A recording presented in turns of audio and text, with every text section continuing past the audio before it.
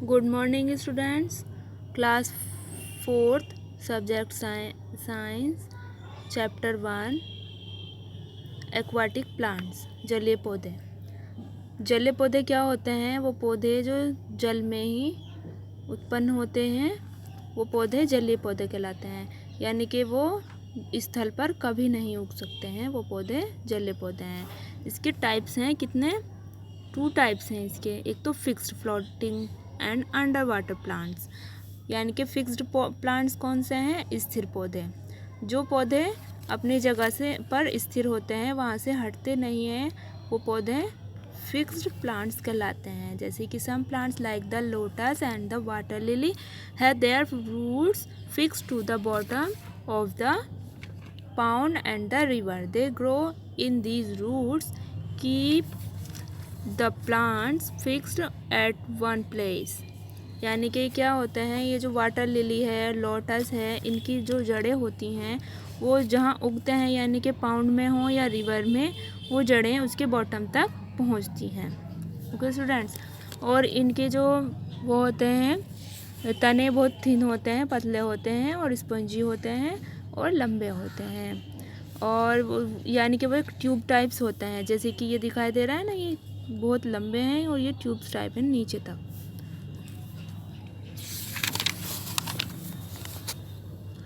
और क्या होता है? The leaves are broad and green and they float on waters as the lower surface of the leaves is submerged in water. The stomata are present on the upper surface. ये क्या होता है? जो स्थलीय पौधे होते हैं उनका स्टोमेटा तो पत्ती के निचले हिस्से में होता है, लेकिन जो ये लोटस होता है उसका स्टोमेटा उसके अपर पार्ट पर होता है, यानी कि ऊपरी हिस्से पर होता है। फिर है फ्लोटिंग प्लांट्स। फ्लोटिंग प्लांट्स होते हैं तैरते पौधे। Some aquatic plants like the duckweed, water lettuce and lotus and water hyacinth float freely on the surface of water. यानी कि जैसे डकवीड हो गया, वाटर लेट्यूस हो गया और ये वाटर हाइसिंथ हो गया, ये क्या होते हैं? ये तैरते हुए पौधे होते हैं। ये अपना स्थान बदलते रहते हैं, स्थिर नहीं होते हैं। फिर these plants are light and spongy with facilitates floating. Chlorophyll and stomata are present on the upper surface of the leaves which are not submerged in water. यानी कि इनका जो ये जलीय पौधे होते हैं, चाहे वो स्थिर हों या फिर फ्लोटिंग हो, उनका जो स्टोमेटा होता है पत्ती के निचले हिस्से पर ना होकर ऊपर वाले हिस्से पर होता है। और ये बहुत ही स्पंजी और लाइट होते हैं ताकि ये फ्लोट कर सके यानी तैर सके पानी के ऊपर। Okay students.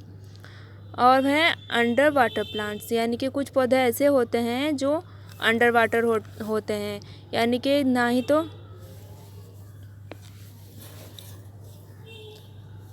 उनका कोई भी हिस्सा या जड़ हो या फिर उनके ऊपर की पत्तियां या कुछ भी वो पानी से बाहर नहीं होते हैं, वो पानी के अंदर ही बड़े होते हैं और वो उसी के अंदर तैरते हुए होते हैं, या फिर कुछ पौधे उनमें वहीं स्थिर होते हैं, फिक्स्ड होते हैं। स्टूडेंट्स, उनकी पत्तियाँ बहुत ही नैरो होती हैं और without any stomata.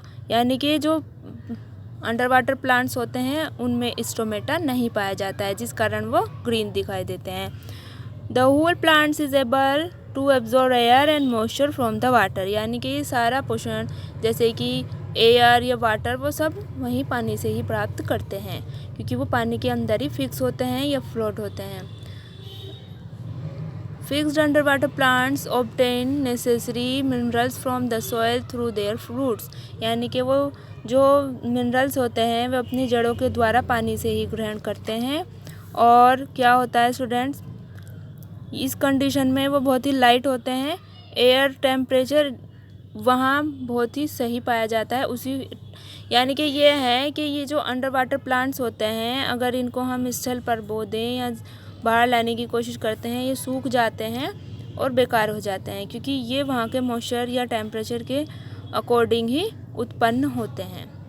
Okay students, your topic is clear. If you have any questions about this topic, you ask me, I can solve that. Thank you.